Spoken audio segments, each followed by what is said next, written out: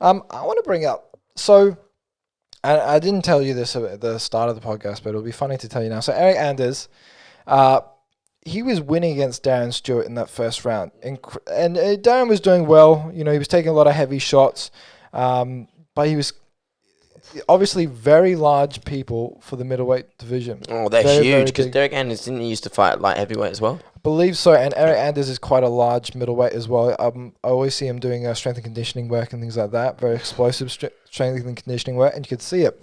Landing bombs on Darren, he just put a pace on Stewart. He kept going, and I believe if it kept going for the rest of that round, I believe Stewart would have been knocked out. But Anders was getting a little bit too... He was setting up some knees well with some of the strikes, right? If he was missing with his cross, he'd be coming quickly with a knee, try and drop him. But when Stewart dropped, he continued with the knees, and there was one knee that actually missed his head, and then he was warned about the knee. Yeah. And then later on, he actually did connect with a knee. Now, it wasn't incredibly hard. It was not what we saw last week at UFC 259 with... Aljamain Sterling versus Peter Yan, but it did connect. It was illegal, right? Once Stewart got up, they brought in the doctor right away. The doctor looked at him and said, look, you can barely stand. How are you supposed to fight? Called off the fight. It was considered a DQ.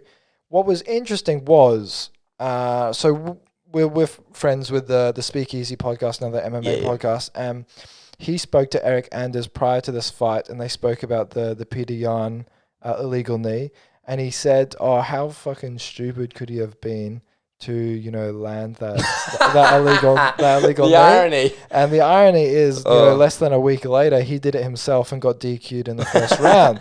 So, he's made an error. He released a statement. He said, "Look, I've made an error. I did something in the heat of the moment. I do understand it was a light knee. It wasn't exactly we can't put it in the same category as the Peter Yan knee, because that was fucking horrifically intentional." It's funny that you brought that up as well, because Aljamain Sterling put out a tweet about it years ago. There's been clarification with that.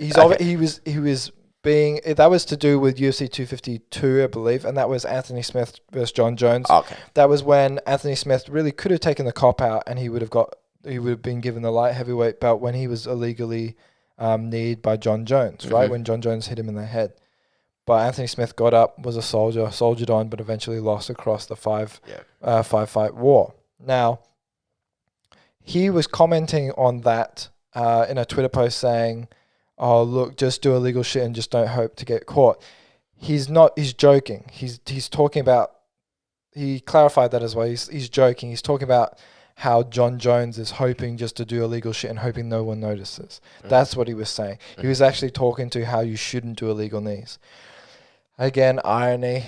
At UFC 259, quite a few UFCs later, he gets battered by a brutally intentional knee. Yeah, well, here's the thing though. Like, knee aside, Eryk Anders was winning that. He was smashing Darren. He was smashing Darren. I would have up against the seen cage. Stewart Even win Bisping was like, "Darren, get your hands up." I would have seen him win against Stewart. I would have seen in that first round he was destroying him, and I think there was still plenty of time left for him to get the finish. If it didn't happen, most likely in that second round, he would have. Now, again, it's an MMA fight. Small 4-ounce gloves. Anything can happen. Stewart could land some crazy hit, and Anders could go down. It's just sad that we get robbed of that. Yeah. Hopefully, a rematch of that does occur in the future. Yes. The likelihood of that happening, maybe not going to happen, since Stewart took a lot of punishment in that first round, and I think most people would say Anders probably would have won that fight if it did progress further on. I reckon if he just kept pounding him, the ref would have just waved it off. I feel like he just got too excited.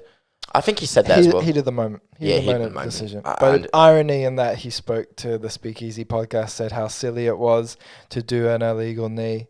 But obviously he must understand now it was in the heat of the moment. I still wouldn't see then his knee being in the same category as the fucking brutal intentional knee by Peter Yan, where he wasn't so much heat in the moment, looked, went, bang, hit him in the knee.